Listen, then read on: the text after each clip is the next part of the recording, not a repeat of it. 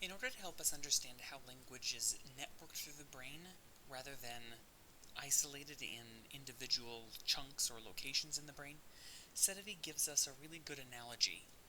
She tells us to imagine the brain as a complex of commercial activity in which the makers of different products have arranged to share resources and their workers' expertise whenever possible. For instance, like the same factory could handle the production of both fish sticks and chicken fingers, given that they rely on similar procedures. And the packaging of lots of different kinds of goods might take place in a different area, bringing together all kinds of frozen foods that go into boxes, like fish sticks and chicken fingers and miniature quiches and hamburger patties, all in the same place. The benefit of this kind of processing would be that individual factories wouldn't have to be duplicated. If chicken fingers and fish sticks require the same kinds of equipment and materials in order to process, then they could be done in the same factory and you wouldn't have to duplicate factories. The drawback of such an approach would be that there might be lots more shipping going on. If you had first built your factory next to the fishery in order to process the fish sticks, and you wanted to process chicken fingers in the same factory, then you'd have to ship the chicken meat from the chicken farm to the fishery, to the factory that's next to the fishery, and there'd be a lot more shipping going on, but you wouldn't have to duplicate factories. ch3 suggests that this is much how the brain works.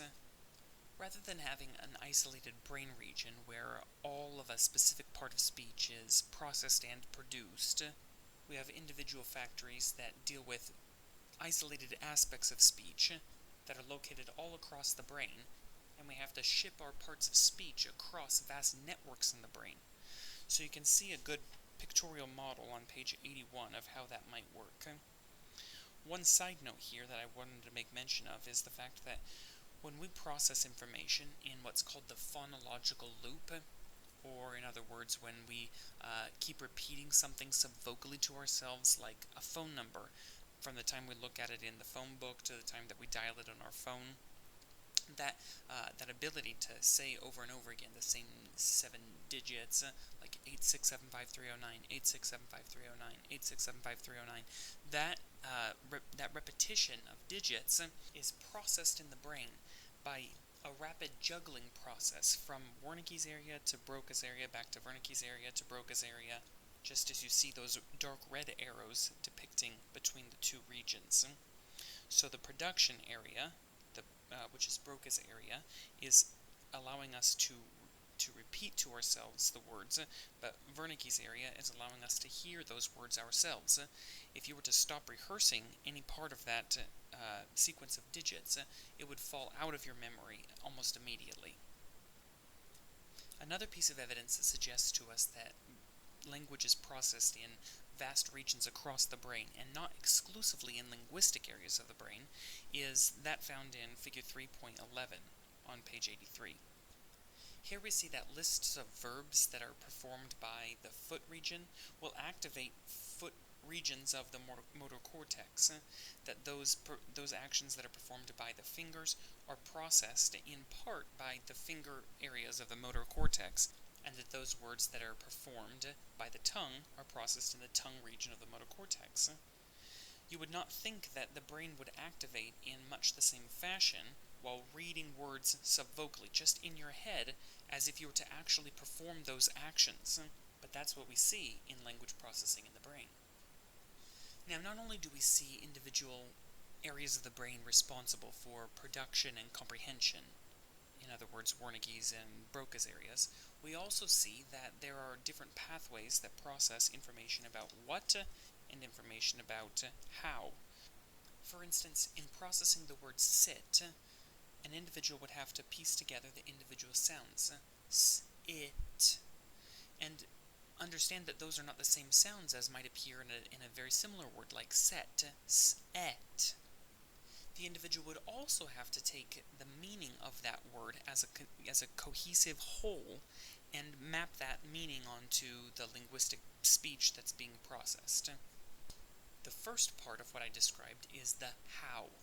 How is this word said? How is it produced? The second part is what. What does the word mean? And recent research suggests that these two aspects of processing a word are performed in different tracts of the brain, that there's a dorsal stream and a ventral stream, and the information about how the word is processed along the top of our brain in the dorsal stream, and the information about the semantics of the word, what it means, are processed on a dorsal stream. Interestingly, this has an analogy in that our visual processing works in much the same way. You might be tempted to think that looking at an image of a pencil would be a pretty simple, straightforward process, but we actually have two streams that process different aspects of the pencil. One is the how stream, how do we use this object, and the other is the what stream, what is the object.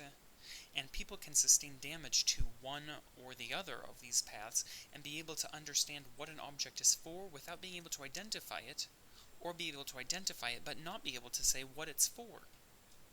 Going back to the analogy of the commercial factories for a moment, this can help us understand the reason why we have so many pathways throughout the brain where linguistic information is processed.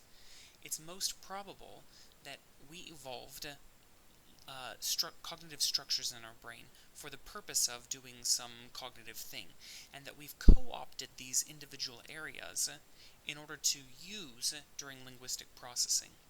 And because we've had these factories already established, already evolved in our history, and we had to co-opt them, we have a lot of pathways, a lot of transporting of material to get across from factory to factory as individual bits of linguistic information are processed in the brain.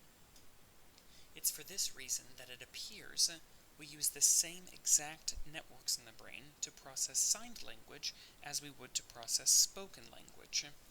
That used to be a very counterintuitive finding because we used to think that individuals speaking signed languages were actually just using advanced gestural or miming kind of techniques, that they weren't using syntax or grammar, that they were rather just using ways of acting out what they wanted to communicate. This, of course, would assume that sign languages could not communicate something more abstract, something that wasn't actually able to be performed in the physical world.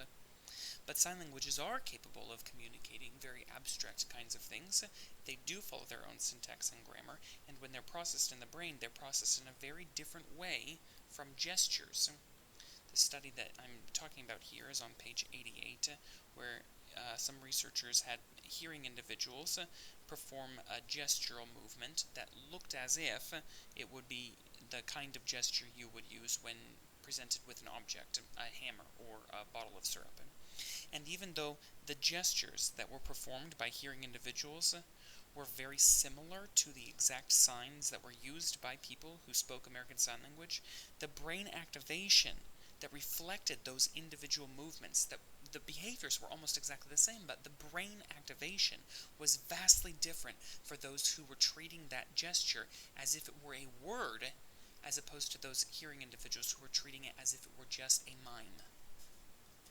This leads us to a very interesting topic of paralinguistic uses of modes of communication. Consider for a moment how often you've been talking to a friend and caught yourself moving your hands in an animated fashion. I'm in fact doing that right now as I record this audio lecture.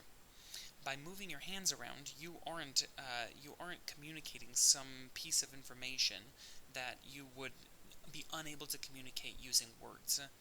By the fact that you can't see my hands moving around, you don't understand any less of what I'm saying than you would if I was recording a video of myself and you could see my hands moving around. So for that reason, the movement of my hands is paralinguistic.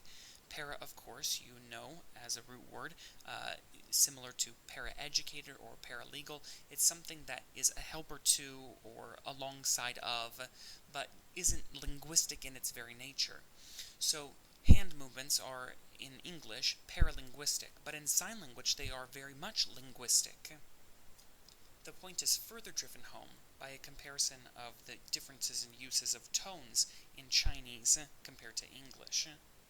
In Chinese, the same word, ma, can be used with 4 different tones and mean 4 different things depending on the tone that's used.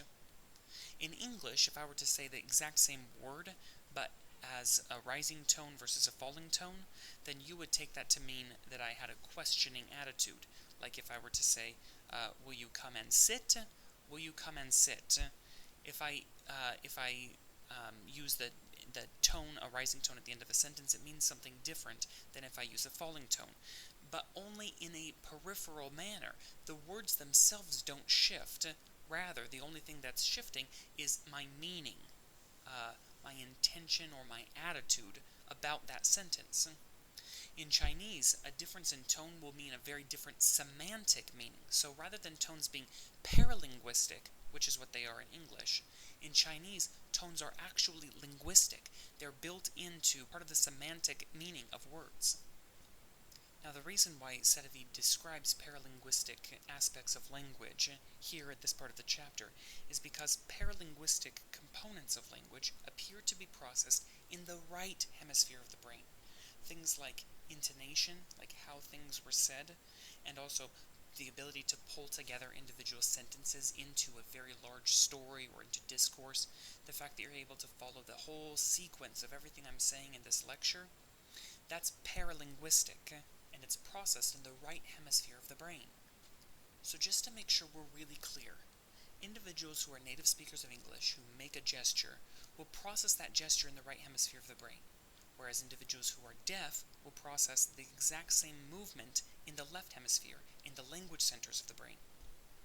Individuals who are native speakers of English will process tones in the right hemisphere of the brain, whereas native speakers of Chinese will process tones in the left hemisphere, in the language centers of the brain. And finally, as the text describes, there are some languages that use clicks in the middle of their words as semantic parts of words, whereas we use clicks in the middle of our speech, like something like that, to separate between paragraphs. They would use clicks in the middle of their words. Our clicks would be processed in the right hemisphere of the brain. Their clicks would be processed in the language centers in the left hemisphere of the brain.